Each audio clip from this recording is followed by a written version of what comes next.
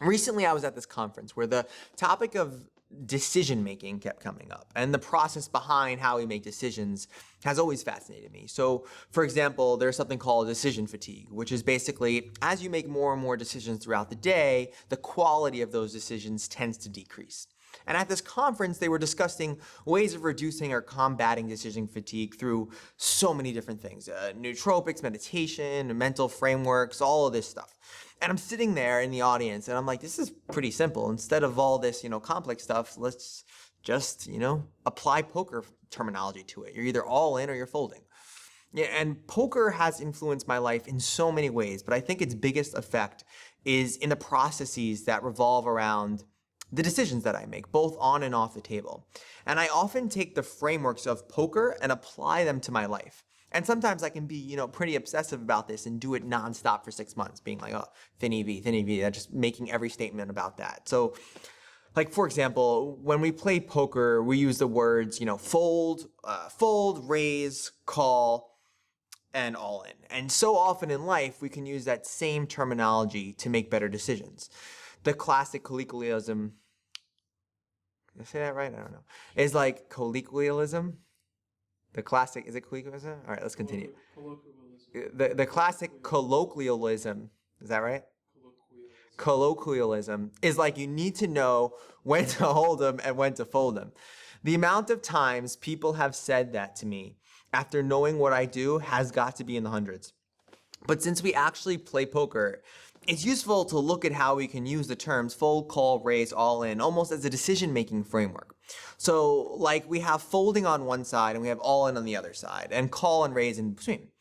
The amount of life situations you can apply this framework to is really extensive. You could even get really meta and be like, oh, all in because I'm short stacked or something like that. Anyways, let me give you a dating example. Let's say you really like this girl and you want to take the steps to start to getting to know them. So you say something like, listen, do you want to hang out sometime? That's the poker equivalent of like min raising or calling.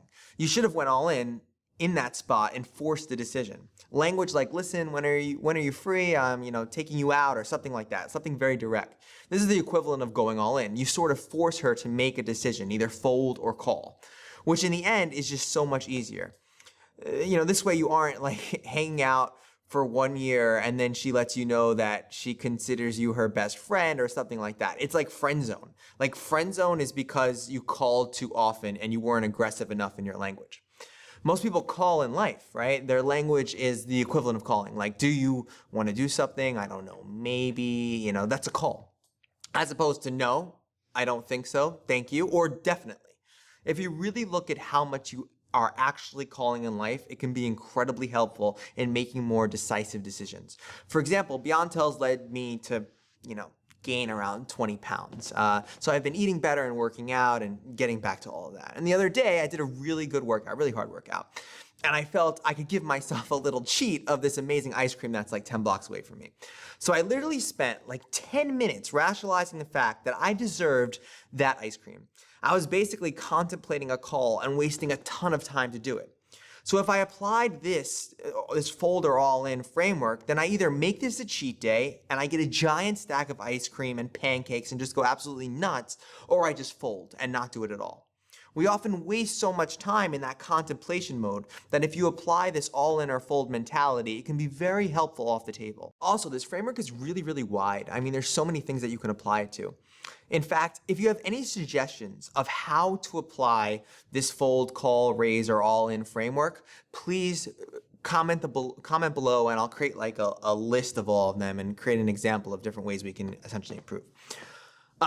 Interested to know what you come up with? Go down. Comment. I think that's it. You like how I said the word colloquialism? How do you say it again? Colloquialism. It's one of the words that I probably say like, I don't know, maybe 3 times in my entire life. You know what's so embarrassing? Like when I'd be speaking at a conference or something and I'd say a word incorrectly. So I'm like, it's like this colloquialism, and then it's just like, why'd you say the word? I think I'm trying to sound too advanced. I need to level down and play ABC poker with my terms.